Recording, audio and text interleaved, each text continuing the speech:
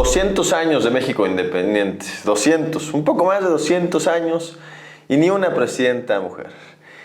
Más del 50% de la población hoy del país de mujeres que han sido relegadas en el espacio político, relegadas a ocupar espacios que lamentablemente no han sido de la relevancia que les ha correspondido. Recientemente han empezado a participar en nuevos espacios a partir de grandes luchas que han dado grandes mujeres y de este gran movimiento social que no solamente representa individualidades. El feminismo, creo yo, que se ha caracterizado por ser un movimiento sin caudillas, sino que viene desde abajo y organizado desde las bases. Y para hablar un poco acerca del rol de las mujeres y el rol de las mujeres en una etapa de transformación nacional, tenemos a Edurne Ochoa. Edurne es una de las grandes referentes feministas del estado de Puebla, pero más que yo la describa, pues Edurne, un poco que nos puedas ayudar diciendo quién eres. No, al contrario, Julián, muchas gracias. La verdad, a mí me encanta venir a platicar sobre estos temas y lo que dices, los grandes pendientes que tenemos las mujeres y cómo a través de los más de 300 años que lleva la lucha feminista es que hoy estamos aquí. El hecho de poder estar platicando contigo, el hecho de que hoy tengamos a dos mujeres que encabezan la máxima tribuna para representar a este país, pues creo que es bastante simbólico y además es un momento en donde todas las mujeres deberíamos de participar activamente. Edurne Ochoa es una consultora política desde hace más de 19 años. Soy feminista, soy activista, defensora de derechos humanos y sobre todo una mujer que está dispuesta a poner desde su metro cuadrado toda la incidencia, toda la voz, todo el conocimiento para que todo esto que hemos tenido que ir ganando, porque aparte hay que dejarlo muy claro, nadie nos lo ha regalado, se vaya consolidando. Entonces, Edurne siempre estará, creo yo, y estoy cierta, del lado correcto de la historia. Edurne, ¿de qué sirve tener una mujer presidenta, que probablemente el país tenga una mujer presidenta por primera vez en 200 años, más de 200 años, más allá del discurso político? ¿O solamente sirve por eso, por símbolo, o para que gente como yo lucre y empiece a decir que ahora sí vamos a tener y que por favor voten por X o por cuál? ¿O de qué sirve o es el símbolo suficientemente importante? Yo creo que hay varias cosas. Primero, lo que no se ve y lo que no se dice no existe. El hecho de que hoy haya dos mujeres que están encabezando la conversación, y en este caso la doctora Claudia Sheinbaum, pues es una muestra para las generaciones que vienen atrás en edad, puedan ver y reconocer que hasta presidentas de la República pueden ser. Hay diferentes estudios que nos dicen finalmente que cuando las mujeres no ocupamos el espacio público de manera visual o cuando no se feminiza el lenguaje, es muy difícil que las generaciones que vienen detrás consideren que podemos ser presidentas, gobernadoras, astronautas, policías, bomberas. Muchas veces hay como un gran debate de si verdaderamente vale la pena o no feminizar el lenguaje, pero el lenguaje es una herramienta de poder y de dominación. El lenguaje construye realidades y sociedades, y en la medida en que vayamos avanzando y feminizando este lenguaje, que por cierto se gana una gran batalla en 2015, cuando por primera vez se nombra en una campaña política diputada, senadora, gobernadora, recordará la audiencia y tú que antes eran las mujeres candidatos a gobernador, candidato a diputado, ¿no? Y tuvimos que dar una gran batalla para que se pudiera feminizar el lenguaje. A partir de esto es que hoy podemos hablar de una primera presidenta y que muchas veces te dicen es que es presidente porque es el ente que representa la institución, y bueno, ahí viene todo un tema de debate, pero también decirle a la audiencia que, bueno, la Real Academia Española de la Lengua, que tiene más de 300 años, pues también fue instaurada por puros hombres con esta visión patriarcal en donde las mujeres no teníamos ningún valor. Hoy quien haga referencia a algún tipo de definición de lo que representa ser mujer o lo que representa la feminidad, pues podemos darnos cuenta que la Real Academia de la Lengua no ha tenido la voluntad de cambiar, por ejemplo, la feminidad, ¿no? Y dice la feminidad como una construcción social, porque el lenguaje es una construcción social finalmente que le dotas de contenido. Dice que es lo que representa y lo que significa la mujer. Y yo preguntaría, bueno, ¿qué es lo propio de las mujeres? Y seguramente en esta construcción patriarcal patriarcal, lo propio de las mujeres pues es ser madres, ¿no? Lavar, sacudir, planchar, coser, etc. Entonces creo que es muy importante replantearnos el tema del lenguaje.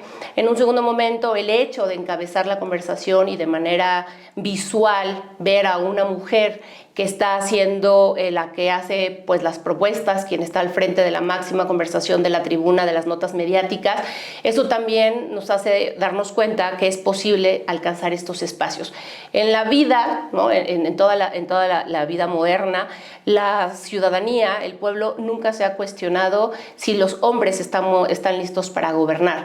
De lo contrario, se siguen cuestionando si las mujeres estamos listas para gobernar, como si verdaderamente viviéramos en un país en donde el desarrollo, la inversión, el bienestar, la igualdad, los derechos hayan sido ya consolidados de manera sustantiva y de manera participativa y colaborativa. Pero la pregunta que realmente yo he escuchado más es más bien si el electorado mexicano está listo para elegir una mujer presidenta. Exacto, ¿no? pero se pregunta, ¿no? O sea, ¿estamos listos para que nos gobierne una mujer? Nunca se ha cuestionado si estamos listos para que un hombre, porque el poder finalmente ha sido botín absoluto de los hombres durante toda la historia. Pero esto viene desde la antigua Grecia, ¿no? Desde la antigua Grecia las mujeres también tuvimos que ganar el derecho a ser nombradas. Pertenecíamos a un gens y en esta gens pues finalmente era la figura masculina a la que pertenecíamos y nos seguía dominando y diciendo qué podíamos y qué no podíamos hacer.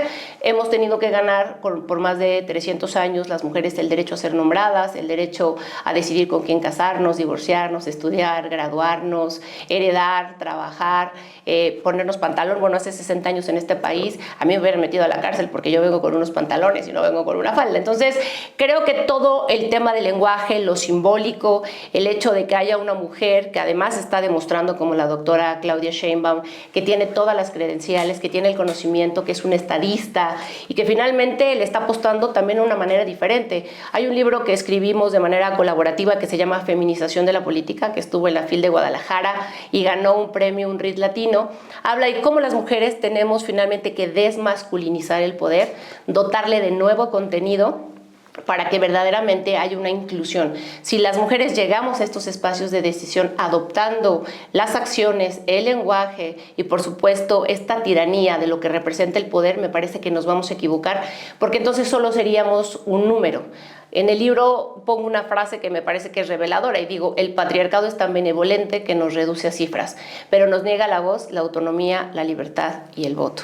Hoy el hecho de que tengamos paridad constitucional es un avance, sí, pero tenemos además que tener todas estas garantías las mujeres para ser las grandes tomadoras de decisiones. Así que claro que importa, claro que se va a abrir brecha y claro que las niñas y las jóvenes en este país saben desde pequeñas que puede ser todo hasta presidentas de la República. Yo he escuchado a varias personas, hasta amigos míos, sorprendentemente también los jóvenes, ¿no? Decir, a ver, no, ni feminismo ni machismo, ¿no?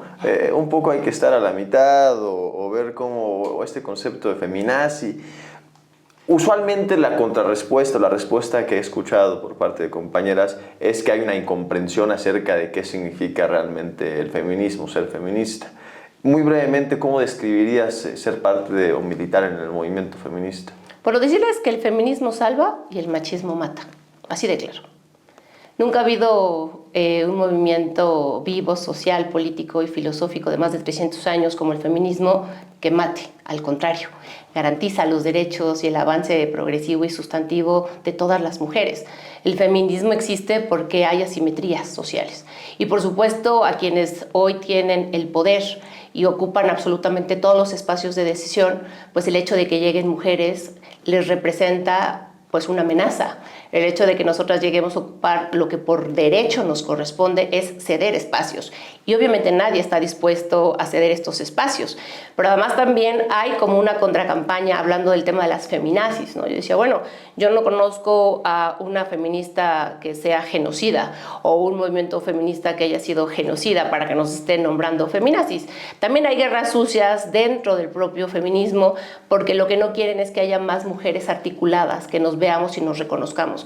13 de enero de 1916 se da el primer Congreso Feminista en México, en el Teatro Peón Contreras, Mérida, Yucatán, en donde más de 600 mujeres se congregan para hablar de sus derechos, derechos políticos y electorales, salud sexual y reproductiva, y en un proceso post-revolucionario, ¿cuál iba a ser el papel de las mujeres en la próxima Constitución?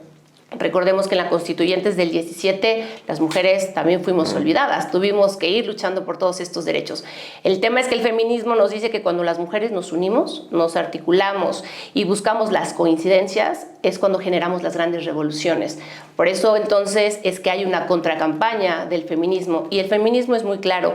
El feminismo es la vindicación, que es regresar a las mujeres al espacio público y visibilizarlas, y la reivindicación de las mujeres, que es tener los mismos derechos que los varones. Es increíble que en la Convención de Naciones Unidas en Viena, en 1993, por primera vez las mujeres ganamos en el derecho internacional ser nombradas humanas, 1993. Entonces, claro, cuando tú hablas y socializas lo que es el feminismo, cuando tampoco hay un estereotipo, ¿no? Porque creen que las feministas tienen ciertas características que no pienso nombrar aquí, entonces es cuando la gente tiene toda esta disposición.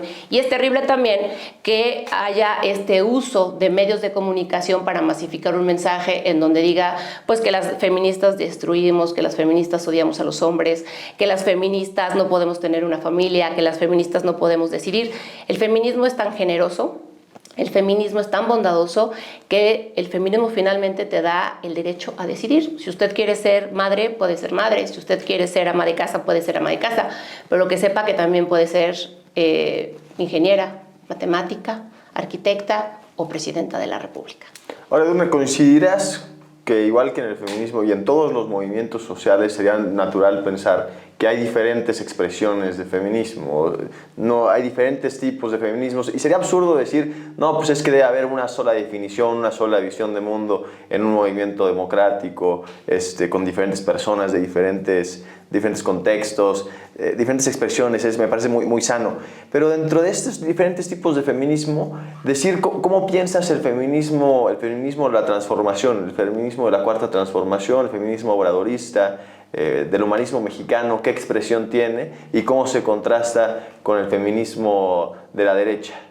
Bueno, yo creo que es, digamos, completamente contrario el feminismo si tú lo piensas desde la derecha. O sea, tú no puedes militar en la derecha, en la ultraderecha, y decir que eres feminista, porque la derecha nos ha demostrado a través de los años que está en contra de los derechos de las mujeres, y el feminismo lucha por los derechos de las mujeres. Entonces ahí ya hay un tema completamente aberrante. Pero si hay gente de la derecha que se asume como, se autonombra feminista, claro, ¿no? Claro, porque pues ellas se pueden autonombrar absolutamente como quieran, pero lo cierto es que si no estás a favor del derecho a decidir, que es tu primer cuerpo, que es el territorio, en donde las mujeres finalmente tenemos que apostarle a esta salud sexual y reproductiva, a un tema de salud pública, y que ninguna mujer sea criminalizada, que sea pues encarcelada por decidir, por X o Y razones, pues entonces no estás abonando a los derechos de las mujeres, al contrario, las estás señalando.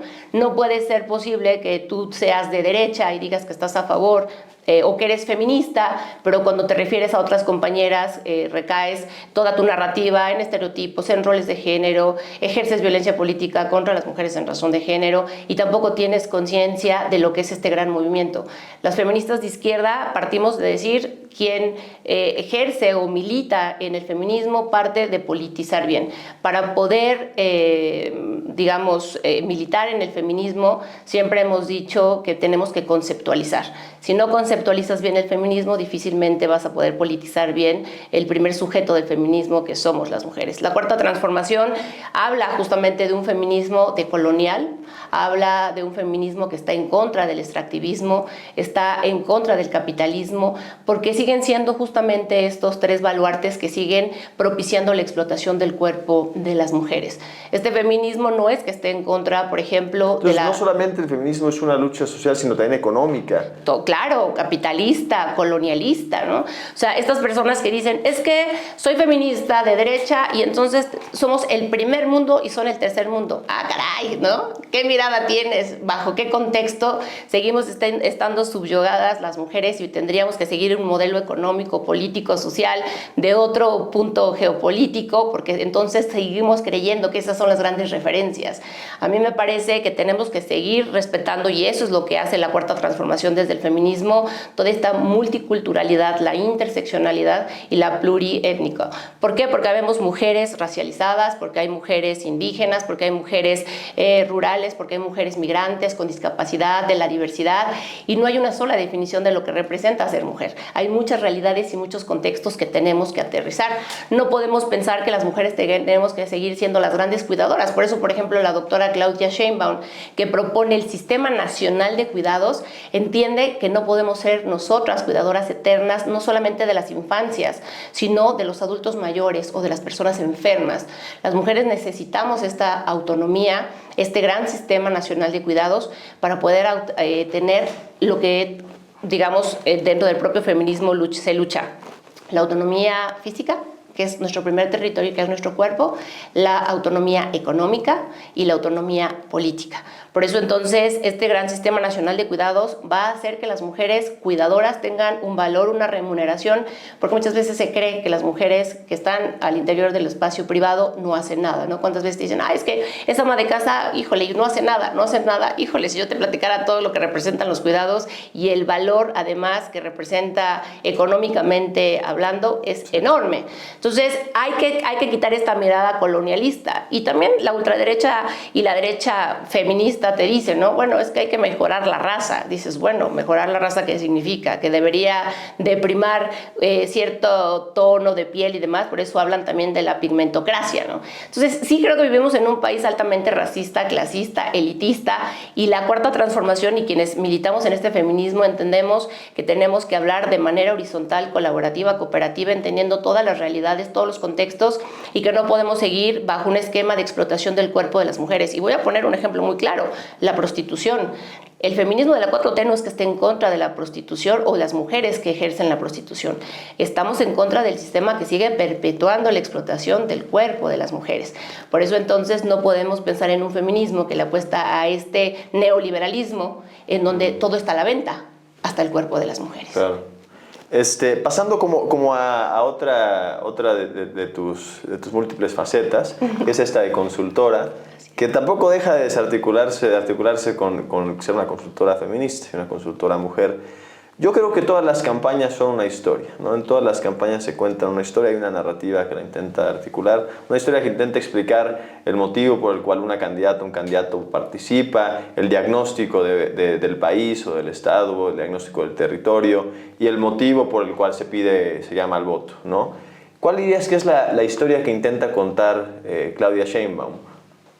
No, yo estoy cierta que la doctora habla mucho de un cambio, por eso hablamos del segundo piso de la cuarta transformación. Sí, el presidente Andrés Manuel generó este gran cimiento que fue el sacar, ¿no?, a la corrupción, ¿no?, todo el tema de impunidad, toda la putrefacción que veníamos viviendo con más de 80 años de PRI, y después este amaciato que la verdad es que yo no termino de entender, ¿no?, del PRI, del PAN y de lo que queda del PRD, de lo que queda, ¿no? Pero ahora mismo lo que tenemos que hacer en este segundo piso de la cuarta transformación, y sobre todo que encabeza una mujer, es apostarle a los derechos humanos, a la inclusión, a la erradicación de la violencia, a todos los derechos para todas las personas, a seguir hablando de ejes transversales como la perspectiva de género, porque si no utilizamos estas grandes herramientas como la perspectiva de género, lo cierto es que, de acuerdo a los datos del Banco Interamericano de Desarrollo, dice que países como México vamos a tardar poco más de 300 años y se alarga esta brecha por el tema COVID para alcanzar la igualdad entre hombres y mujeres. Eso es terrible, ¿no? Y además decirte que también con la derecha vamos en retroceso, o sea, en lugar de 300 años más el tema COVID, con todo lo que están antiderechos, pues entonces tendríamos todavía una brecha mucho más amplia. Aquí con la doctora Claudia Sheinbaum se están escuchando absolutamente todas las propuestas, pero además con mujeres feministas, o sea, el feminismo ya lo decíamos desde un principio, es así como, eres feminista, y entonces dices, ¿cómo dices que eres feminista? ¿No? Porque casi estás diciendo que eres la hija del diablo, una cosa por el estilo, ¿no? Además te estigmatizan y entonces te ponen diferentes adjetivos calificativos que son terribles, te montan bajo una estructura, una idea de lo que deberías de ser. Y aquí el hecho de que haya una candidata que le apuesta a colectivas feministas para que trabajen de manera coparticipativa, me parece que es escuchar las voces y las necesidades, el hecho de que jale a la academia, el hecho de que jale a mujeres expertas, que esté hablando también de que si va a haber gobiernos, un gobierno paritario, también encabecen las principales carteras. Creo que el presidente, al nombrar en su momento a Olga Sánchez Cordero como primera secretaria de Gobernación, dio un pase y un mensaje muy importante para todas las mujeres que hay cosas todavía que tenemos que seguir perfeccionando, apuntalando y por supuesto fortaleciendo, me queda claro. Una lucha en donde las mujeres llevamos miles de años buscando el espacio público, la voz, la visibilidad y por supuesto resignificando el poder, no va a terminar en 5 o en 6 años. Es una revolución que todavía tendrá que llevarnos muchísimos años y de la mano de la doctora pues hay muchísimas voces expertas que están sumando a un gran proyecto de nación que tendrá que consolidarse el 2 de junio y además bajar a todos los estados, ¿no?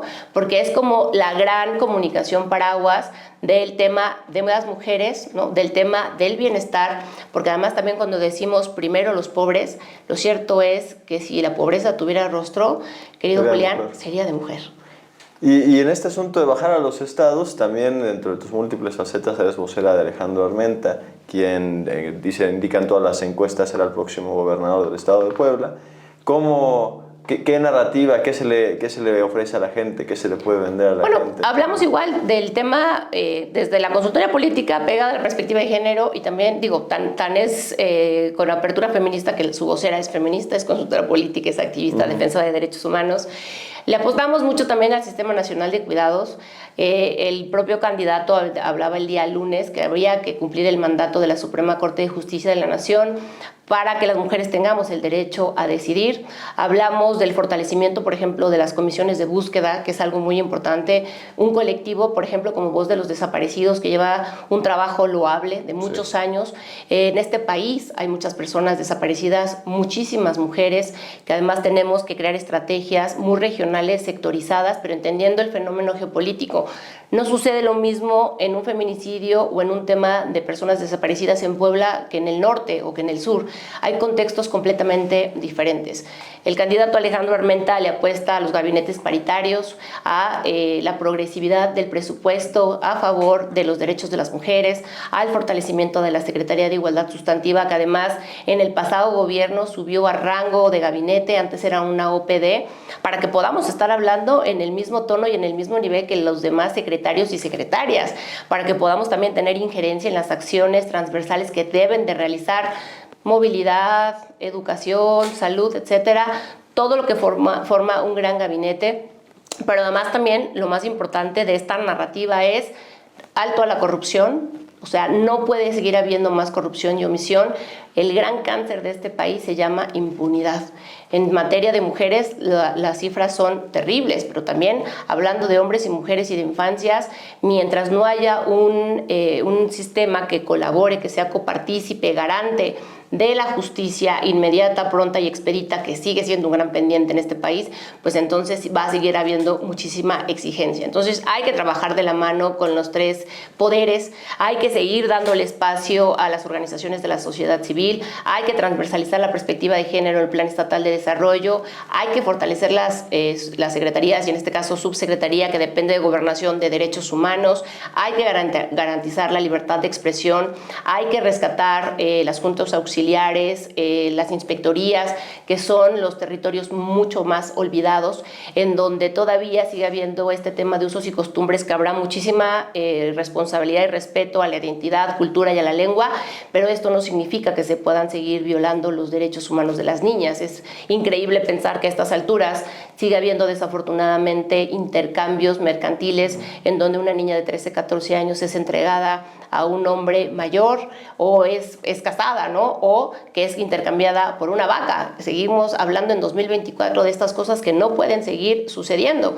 Se está hablando también de la recuperación del campo, el campo que ha estado olvidado. Entonces, Alejandro le apuesta a todos los segmentos de la población que históricamente han estado olvidados y que hay que meterle especial énfasis, pero sobre todo con un diagnóstico.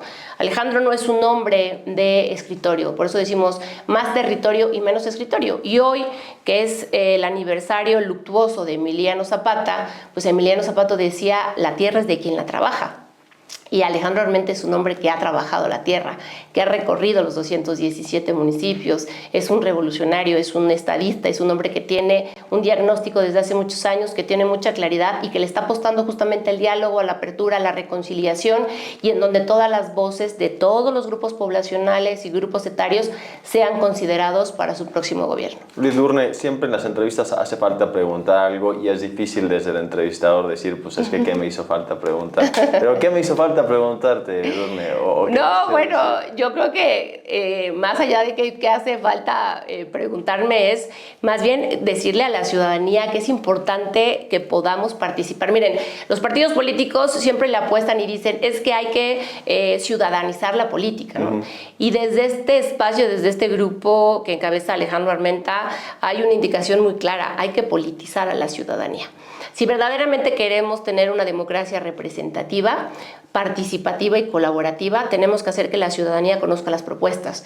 Es increíble que el día de hoy tú sigas caminando territorio y que hay muchas quejas en donde se dejan llevar por las fake news, por el lawfare, ahora mismo por la inteligencia artificial que altera videos, voz, imágenes, etcétera.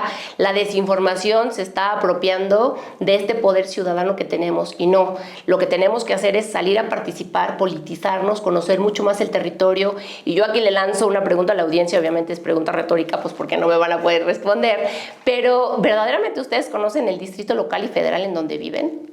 ¿Saben quiénes son sus representantes populares? Porque desde ahí también parte la responsabilidad cívica que tenemos todas y todos y todes en este país, en este estado, en este municipio o el territorio que habitamos. Para poder transformar a profundidad nuestros territorios, debemos de formar parte de la solución, no del problema. No basta con quejarnos, tenemos que estar activamente en un intercambio de diálogos, en un intercambio de acercamiento con la ciudadanía, y esa es la propuesta de este candidato, ser cercanos y cercanas a la gente y hablar con mucha claridad y con mucha verdad. Hay cosas que se pueden hacer, hay cosas que no se pueden hacer. La gente está cansada que te vengan a vender Disneylandia o que te vengan a vender Reino Aventura o que te vengan a vender cualquiera que sea su época generacional. A lo mejor a ti no te tocó Reino Aventura y ahora tiene otro nombre, ¿no? La gente está cansada de que te vengan a vender estos parques imaginarios en donde lo cierto es que no va a llegar. Hay que aterrizar las necesidades reales. Entonces, invitar a la ciudadanía a participar. Yo te diría, ¿por qué Edurne Ochoa está en este proyecto? Edurne Ochoa está en este proyecto dando la cara y dando la voz, siendo la vocera de la campaña de Alejandro Armenta y de la megacoalición, porque Alejandro es un hombre sensible, es un hombre que escucha, es un hombre que está dispuesto a sumar a toda la colectividad, pero además con muchísima humildad. Cuando hay algo que no tiene el completo conocimiento, porque tampoco puede ser todólogo, te dice, ok, ¿y cómo es esto? ¿Qué tendríamos que hacer? Vamos a hacer un diagnóstico, vamos a tener indicadores, vamos a apostarle a hacer el mejor Estado, vamos a transformar la realidad de las mujeres, vamos a transformar la realidad del campo, de todos los grupos poblacionales, vamos a hacer el mejor gobierno que exista. Y creo que cuando tú trabajas en un equipo que busca la excelencia al servicio de la ciudadanía, es cuando verdaderamente estás interesada o interesado en participar. Y hay algo que yo siempre lo digo también en las conferencias, y creo que vivimos un momento histórico. Julián, yo tuve sueños de la participación de las mujeres desde que dábamos la batalla en un tema de cuotas. Después, cuando logramos la paridad constitucional, después cuando logramos tipificar y sancionar la violencia política contra las mujeres en razón de género, cuando hemos sacado la ley vicaria, la ley 3 de 3, la ley Monzón, la ley ácida. Es decir, hemos avanzado y le hemos ido apostando justamente al grupo poblacional, que es la mayoría en este país, que somos las mujeres, que en mal llamados nos dicen grupos vulnerables. No somos grupos vulnerables, somos a quienes históricamente nos han vulnerado nuestros derechos. Pero cuando apuestas a un proyecto de largo aliento, cuando verdaderamente ves que puede haber cambios transeccionales, porque no se pueden quedar siempre en trienios y sexenios y volverte a reinventar toda la historia, por eso este país no avanza, es cuando te das cuenta finalmente que nos tenemos que articular, que nos tenemos que sumar y que la participación de la ciudadanía es vital. Él hablaba del tema de la revocación de mandato. Él dice, yo estoy dispuesto a meterme a la revocación de mandato. Si creen y considera a la ciudadanía que yo no estoy haciendo bien mi chamba, pues también te contratamos. Entonces, pues ustedes decidirán. Entonces, decirle a la ciudadanía que vivir el momento histórico que hoy tenemos como mujeres, ver que va a llegar la primera presidenta de la República a este país, en donde seguramente, y estoy cierta porque a eso le estamos apostando, que hay una gran corresponsabilidad y participación de las mujeres, es algo que cuando sea vieja, digo, tengo 45 años, espero morirme muy viejita, pueda llegar y decirle a mis nietos y a mis nietas, si es que mi hijo así decide, ¿no?, ser papá en corresponsabilidad, decirle, yo viví ese momento histórico, yo viví, así como las sufragistas lucharon por el derecho a votar y ser votadas, yo viví la llegada de la primera presidenta de la República y no solo lo viví, fui copartícipe. O somos simples observadores y observadoras o formamos parte de la historia. Yo invito a todas las personas que nos ven a formar parte de la historia, porque México sin duda va a romper un techo de cristal, pero las mujeres no estamos dispuestas a quedarnos a barrer esos cristales rotos una vez roto el techo de cristal. El gran aforismo de la transformación ya lo comentó Edurne. Por el bien de todos, primero los pobres. Y este aforismo tiene una serie de traducciones diferentes, una serie de implicaciones distintas. Si bien podría ser traducido a decir, por el bien de todos, primero las mujeres. Primero las mujeres y quizás primero las mujeres pobres. Pero también otra serie de traducciones. Por el bien de todos significa también por el bien de todo. Por el bien de la economía, primero las mujeres. Por el bien de la seguridad pública, primero las mujeres. Por el bien de los hombres, primero las mujeres. Por el bien de todo mundo, por el bien de México, primero las mujeres más pobres, primero todos aquellos que han sido olvidados, generaciones tras generaciones, sexenios tras sexenios. Muchas gracias, Edurne, por haber estado acá, el Ciudadano es tu casa. Y gracias a todos por haber visto esta entrevista. Por favor, comenten, denle like, compartan. El Ciudadano también es su casa, ¿no? Fuerte abrazo.